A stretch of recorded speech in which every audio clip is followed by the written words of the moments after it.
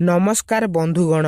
अपराजिता अर्थात जीए केबे हेले हारि न थाए बा जहार केबे भी पराजय होई न थाए एवं एहार अनेक एक नाम हेउची नीलकंठ, जहा शिवंकर एक नाम अटे। अपराजिता माँ दुर्गांकर मध्य एक नाम अटे। एही अपराजिता भारतर समस्त स्थान रे देखिबाकू मिली थाए। काश्मीर ठारू कन्याकुमारी पर्यंत सबुठारे देखिबा पाई मिली थाए एवं सबु ऋतुरे मध्य देखिबाकू मिली थाए।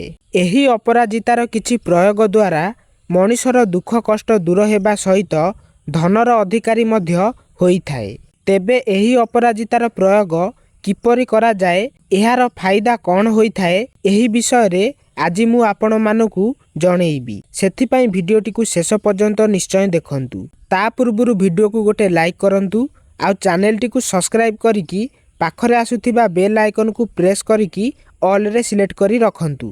जदि आपण माने धनर समस्या रे सबु बेले विचलित रहुथांती, तेबे एही उपाय कले सबु दुख कष्ट दूर हेबा सहित धन एवं सुख शांति देखिबा पाई पाइबे। एही सरल उपायटी करिबा समय रे ध्यान देबे जेपरिकी केही आपणकू देखिबे नाही किंबा किछि कथा हेबे नाही, तेबे जाई एहार प्रकृत फल आपण पाई परिबे।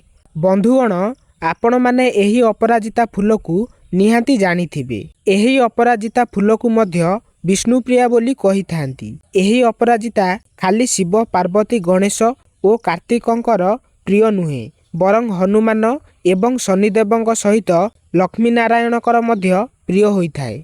एवं घरे रोजगार बढ़ाइबा पाई एही उपाय निश्चय करंतु। बंधुगण, एबे आसंतु जानिबा कौन सेई सबु उपाय जहा करिबा द्वारा समस्त समस्या दूर होई धनर आगमन करी थाए। एक नंबर उपायटी रहिछि घरर नजर दोष एवं तंत्र मंत्र दूर करिबा सहित धनर आगमन करी थाए। बंधुगण, शनिवार दिन राति समय रे अपराजिता फूलकू माळटीए करी घरर मुख्य द्वार रे टांगी दियंतु। एहा द्वारा भूत प्रेतर नजर दूर होई थाए। एही माळटीकू जदि हनुमानंकू समर्पण करी ताहाकू आनी घरर मुख्य द्वार रे टांगी दियंती, तेबे नजर दोष दूर हेबा सहित तंत्र ओ मंत्रर प्रभाव को मध्य दूर करी थाए एवं धनर समस्त प्रकारर समस्या दूर करी थाए। 2 नंबर उपायटी रहिछि करज मुक्ति एवं धन प्राप्तिर उपाय। शनिवार दिन किंबा सोमवार दिन राति समय रे एही अपराजिता फूल 5टी तोली कौनसी एक नदी बा जल स्रोत रे भसाई दियंतु। ध्यान देबे एही कार्य करिबा समय रे काहारिकू जणैबे नाही कि केही देखिबे नाही किंबा किछि कथा हेबे नाही। एही नियम हेउची 5टी अपराजिता फूल शनिवार किंबा सोमवार दिन पानी रे भसाई दियंती एवं निजर इष्ट देवा देवी को प्रार्थना करती, तेबे समस्त प्रकारर धनर समस्या दूर होइथाए एवं करजरु मुक्ति मध्य मिली थाए। एही उपायटी नियमित भावे 5 सप्ताह पर्यंत निश्चय करंतु। एहार लाभ आपण निश्चय पाइबे। एहा द्वारा खाली धनर समस्या दूर होई न थाए, बरं नुआ नुआ कार्य सफल होइथाए। 3 नंबर उपायटी रहिछि मन पसंदर चाकरी पाइबा पाई। बंधुगण, जदि आपण मन पसंदर एक चाकरीटीए चाहुथांती, तेबे प्रतिदिन माता दुर्गा किंबा माता पार्वती को 11टी अपराजिता फूल अर्पण करंतु। तेबे एही मनोवांछा आपणकर निश्चय पूरण हेबो। एहा नियमित भावे करिबा उचित होइथाए। जे पर्यंत आपणकर मनस्कामना पूरण न होईछि कि कौनसी कारणरू सबुदिन करि न पारंती, तेबे नवरात्रि रे 9 दिन पर्यंत निश्चय करंतु। माँ दुर्गा निश्चय सहा हेबे एवं जदि नवरात्रि सरी जाई थाए, तेबे 21 मंगलवार निश्चय करंतु। सप्ताहर प्रति मंगलवार दिन एहाकू निश्चय करंतु।